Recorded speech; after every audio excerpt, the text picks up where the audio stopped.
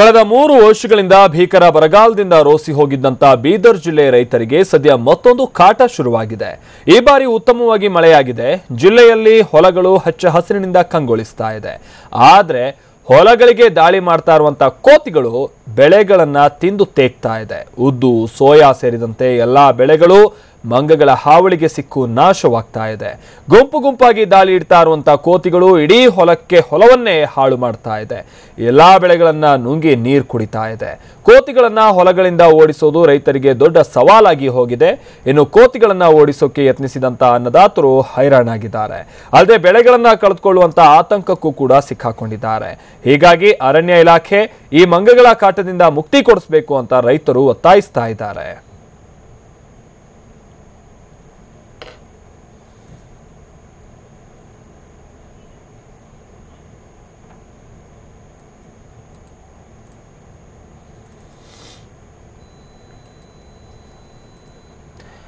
ಇದು ನಾವು ಬೀದರ್ನ ಹೊಲಗಳಲ್ಲಿ ಮಂಗಗಳ ಹಾವಳಿ ಯಾವ ಮಟ್ಟಿಗಿದೆ ಅನ್ನುವಂಥದಕ್ಕೆ ಸಂಬಂಧಪಟ್ಟಂತೆ ಒಂದಷ್ಟು ಈ ವಿಡಿಯೋದಲ್ಲೇ ನೋಡಿದ್ರೆ ಗೊತ್ತಾಗುತ್ತೆ ನಮಗೆ. ಸಿಕ್ಕಂತಹ ಬೆಳೆಗಳನ್ನು ಈ ಕೋತಿಗಳು ಮುರಿದು ತಿಂದು ಬಿಸಾಕ್ತಾ ಇದ್ದಾವೆ. ಹಾಗೆ ಕೋತಿ ಒಂದು ಬಾರಿ ಏನಾದರೂ ಗುಂಪಾಗಿ ಹೊಲಗಳಿಗೆ ದಾಂಗುಡಿ ಇಟ್ಟರೆ ಅದು ಯಾವ ಮಟ್ಟಿಗೆ ಹಾನಿ ಮಾಡುತ್ತವೆ ಅನ್ನುವಂಥದ್ದು ರೈತರಿಗೆ ಗೊತ್ತಿರುವಂತಹ ವಿಚಾರನೆ.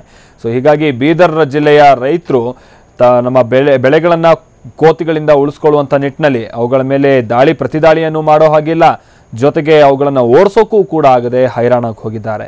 ಹೀಗಾಗಿ ಅರಣ್ಯ ಇಲಾಖಾ ಸಿಬ್ಬಂದಿ ಹೇಗಾದರೂ ಮಾಡಿ ಈ ಕೋತಿಗಳನ್ನೆಲ್ಲ ಬೇರೆಡೆಗೆ ಏನಾದರೂ ಸ್ಥಳಾಂತರ ಮಾಡೋದಾಗಿರ್ಬೋದು ಅಥವಾ ಬೇರೆ ಏನಾದರೂ ಇವುಗಳಿಂದ ನಮಗೆ ಪರಿಹಾರ ಕೊಡಿಸಿ ಅಂಥೇಳಿ ಅಥವಾ ಈ ಸಮಸ್ಯೆಗೆ ಪರಿಹಾರ ಕೊಡಿಸಿ ಅಂಥೇಳಿ ಬೇಡ್ಕೊಳ್ತಾ ಇದ್ದಾರೆ. ಜೊತೆಗೆ ಆ ಹೊಲಗಳನ್ನು ನೋಡೋದಾದ್ರೂ ಕೂಡ ಸುತ್ತಮುತ್ತ ಸುಸಜ್ಜಿತವಾಗಿ ಬೇಲಿ ಹಾಕಲಾಗಿದೆ.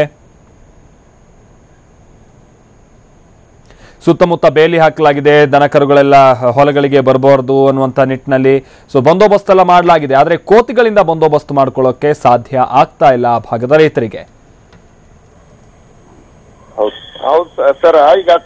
ಹಾಗೆ ನಮ್ಮ ಜೊತೆಗೆ ಈಗ ಆ ಭಾಗದ ರೈತ ಮುಖಂಡರಾಗಿರುವಂತಹ ಮಲ್ಲಿಕಾರ್ಜುನ್ ಸ್ವಾಮಿ ಅವರು ಸಂಪರ್ಕದಲ್ಲಿದ್ದಾರೆ. ಮಲ್ಲಿಕಾರ್ಜುನ್ ಸ್ವಾಮಿ ಅವರೇ, ನಾವು ಕೂಡ ಫುಟೇಜ್ ಅಲ್ಲಿ ನೋಡ್ತಾ ಇದ್ವಿ, ಬಹಳ ಕೋತಿಗಳೆಲ್ಲ ಒಂದೇ ಸಲ ಹೊಲಗಳಿಗೆಲ್ಲ ದಾಂಗುಡಿ ಇಟ್ಟು ದೊಡ್ಡ ಹಾವಳಿಯನ್ನೇ ನಡೆಸ್ತಾ ಇದಾವೆ. ಏನೇನ್ ಸಮಸ್ಯೆ ಆಗ್ತಾ ಇದೆ ಬೀದರ್ನ ಯಾವ್ಯಾವ ಭಾಗದಲ್ಲಿ ಈ ರೀತಿ ಸಮಸ್ಯೆ ಇದೆ ಅಂತ ಹೇಳಿ ಮಲ್ಲಿಕಾರ್ಜುನ್ ಸ್ವಾಮಿ ಅವರೇ?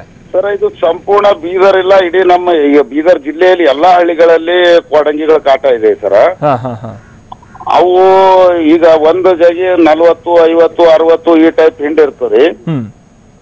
ಅವು ಬರೀ ಬೆಳೆಗಳೇನು ಇದೆ, ಈಗ ಉದ್ದು ಇರ್ಬೋದು, ಹೆಸರು ಇರ್ಬೋದು, ತೊಗರಿ ಇರ್ಬೋದು, ಮೆಕ್ಕೆಜೋಳ ಇರ್ಬೋದು, ಯಾವುದೇ ಬಂದು ಅಂದ್ರ ಪೂರ್ತಿ ಸಂಪೂರ್ಣ ಆ ರೈತನ ಹೊಲದಾಗ ಸಾಪೆ ಮಾಡ್ತಾವ ಸರ್. ಮತ್ತೆ ಇವತ್ತು ಅದಕ್ಕೆ ಏನು ಬರ್ಲಾರ್ದಪ್ಲೆ ಅಂದ್ರೆ ಈಗ ನಾವ್ ಏನು ಮಾಡ್ಲಿಕ್ಕೆ ಸಾಧ್ಯ ಇಲ್ಲ. ಈಗ ಅವು ಯಾಕಂದ್ರೆ 10-20 ಫೀಟು ಹಾರ್ತಾವ್ ಸರ್ ಅವು.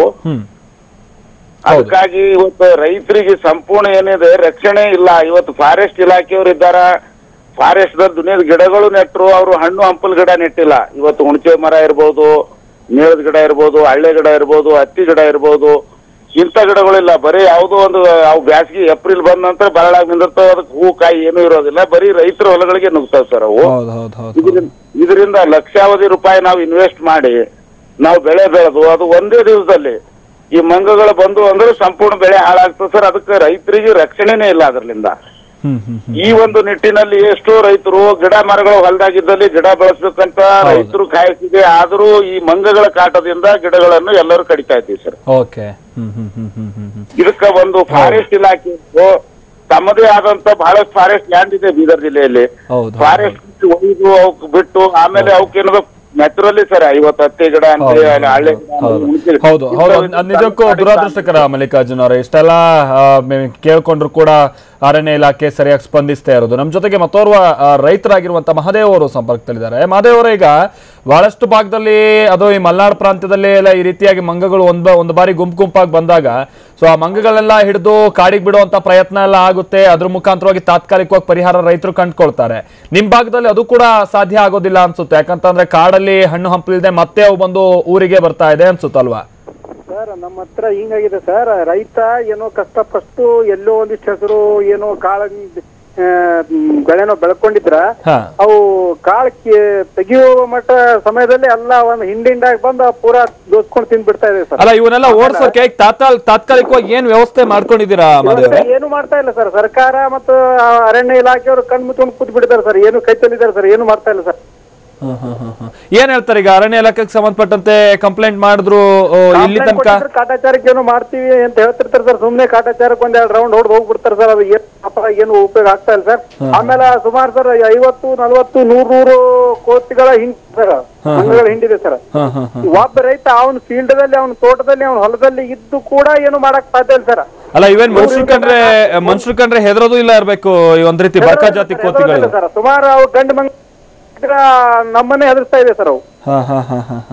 ಆಮೇಲೆ ಸರ್ ಅವನಲ್ಲಿ ಏನೋ ಕಟ್ಟಿಗೆನೋ ಏನೋ ತಗೊಂಡಿದ್ರು ಕೂಡ ಸರ್ ಒಂದು ಪಕ್ಕ ಇದ್ದಾಗ ಇನ್ನೊಂದು ಪಕ್ಕದಲ್ಲಿ ಬಂದ್ಬಿಡ್ತಾವ ಸರ್. ಒಟ್ಟಾರೆ ಅರಣ್ಯದಲ್ಲಿ ಏನಾಗಿದೆ ಸರ್, ಆ ಮಂಗಗಳಿಗೆ ತೋಟದಲ್ಲಿ ತಿನ್ಲಿಕ್ಕೂ ಏನು ಇಲ್ಲ, ಮತ್ತೆ ಅವಕ್ಕ ನೀರಿಂದು ಇದು ಇದೆ. ಅವಕ್ಕೆ ಒಟ್ಟಾರೆ ಏನಾಗಿದೆ ಸರ್, ಎಲ್ಲೋ ಕಷ್ಟಪಟ್ಟು ರೈತ ತನ್ನ ತಾಡಿತ ಏನೋ ಮಾಡ್ಕೊಂಡಿದಾಗ ಇವನ ಈಗ ಹೆಸರು ತಗೊಳ್ರಿ. ಆಮೇಲೆ ಯಾವ್ದೋ ಹಣ್ಣಿನ ಮರಗಳ ಕೂಡ ಯಾರೋ 100 ಜನ ರೈತರು ಒಬ್ಬರೇನೋ ಹಣ್ಣಿನ ಮರಗಳು ಬೆಳ್ಕೊಂಡ್ಬಿಟ್ಟಿದ್ದಾರೆ ಸರ್. ಅಲ್ಲೇನೋ ಒಂದಿಷ್ಟು ಸಣ್ಣ ಹತ್ತಿದ್ರು ಕೂಡ ಸರ್, ಆ ಮಂಗಳ ಬಂದು ಒಂದು 2 ತಾಸಿನಲ್ಲಿ ಪೂರಾ ಎಲ್ಲ ಸರ್ವನಾಶ ಮಾಡಿ ಹೋಗ್ತಾ ಇದೆ ಸರ್. ರೈತಲ್ಲಿ ಏನು ಕಣ್ಣಾರೆ ಎದುರಿಗೆ ಹಾಳಾಗ್ತಾ ಇದ್ರು, ಏನು ಮಾಡಕ್ ಆಗ್ತಾ ಇಲ್ಲ ಸರ್. ಥ್ಯಾಂಕ್ ಯು ಮಾದೇವ್ ಅವರೇ, ಥ್ಯಾಂಕ್ ಯು ಟಿವಿ ಜೊತೆ ಮಾತನಾಡಿದ್ಕೆ. ರೈತರಿಗೆ ಪಾಪ ಈ ಕೋತಿಗಳ ಬಗ್ಗೆನೂ ಕೂಡ ಕರುಣೆ ಇದೆ. ಪಾಪ ಅವಕ್ಕೆ ಕಾಡಲ್ಲಿ ತಿನ್ನೋದಕ್ಕೆ ಏನೂ ಇಲ್ಲ, ಹಣ್ಣು ಹಂಪಲದ ಮರ ಇಲ್ಲ. ಈ ಅರಣ್ಯ ಇಲಾಖೆಯವ್ರ ನೆಟ್ಟಗೆ ಹಣ್ಣು ಹಂಪಲ ಹಾಕ್ತೈತಿ, ಬೇರೆ ಯಾವ್ದಾವ್ದೋ ಜಾತಿ ಮರ ಹಾಕಿ ಅವಕ್ಕೂ ತಿನ್ನೋಕೇನಿಲ್ಲ. ಅವು ಅನಿವಾರ್ಯವಾಗಿ ನಮ್ಮ ಮೇಲೆ ಡಿಪೆಂಡ್ ಆಗಿದೆ. ಆದ್ರೂ ಕೂಡ ನಾವು ಬೆಳೆದಂತ ಬೆಳೆನ ಅವು ಹಾಳು ಮಾಡ್ತಾ ಇರುವಂತ ಕಾರಣದಿಂದಾಗಿ ನಾವು ಕೂಡ ದಿಕ್ಕೆ ತೋಚದಂತಾಗಿದ್ದೀವಿ. ಅವುಗಳನ್ನ ಸಾಯಿಸೋ ಹಾಗೂ ಇಲ್ಲ, ಓಡಿಸಿದ್ರು ಅವು ನಮ್ಮ ನೋಡೋ ಹೆದರೋದಿಲ್ಲ ಅಂತ ಹೇಳಿ ಅವ್ರ ಪಾಪ ಅಳೆಲ್ಲ ತೋಡ್ಕೊಳ್ತಾ ಇದ್ರು. ಬಹುಶಃ ಅರಣ್ಯ ಇಲಾಖೆ ಮಧ್ಯೆ ಪ್ರವೇಶಿಸಿ ಈ ಕೋತಿಗಳಿಂದ ರೈತರಿಗೆ ಆಗ್ತಾ ಇರುವಂತಹ ಸಮಸ್ಯೆನ ಇಲ್ಲಿಗೆ ಬಗೆಹರಿಸಬೇಕಾದಂತಹ ಅನಿವಾರ್ಯತೆ ಇದೆ. ಇಲ್ಲ ಅಂತಂದ್ರೆ ಮನುಷ್ಯರು ಕೂಡ ಈ ಕೋತಿಗಳನ್ನ ಸಾಯಿಸೋದಕ್ಕೆಲ್ಲ ಮುಂದಾಗೋದು, ಈ ರೀತಿಯಾದಂತಹ ಘಟನೆಗಳು ಕೂಡ ನಡೆದ್ರು ಏನು ಆಶ್ಚರ್ಯ ಇಲ್ಲ. ಅದನ್ನೆಲ್ಲ ತಪ್ಪಿಸಬೇಕಾದಂತಹ ಜವಾಬ್ದಾರಿ ಅರಣ್ಯ ಇಲಾಖೆ ಮೇಲಿದೆ. ಆದ್ರೆ ಇನ್ನೂ ಕೂಡ ಅವ್ರು ಇದಕ್ಕೆಲ್ಲ ಸ್ಪಂದಿಸ್ತಾ ಇರೋದು ನಿಜಕ್ಕೂ ಕೂಡ ಬೀದರ್ ಭಾಗದ ಅರಣ್ಯ ಇಲಾಖಾ ಸಿಬ್ಬಂದಿ ಸ್ಪಂದಿಸ್ತಾ ಇರೋದು ನಿಜಕ್ಕೂ ಕೂಡ ಆ ಭಾಗದ ರೈತರ ದುರದೃಷ್ಟಕರ.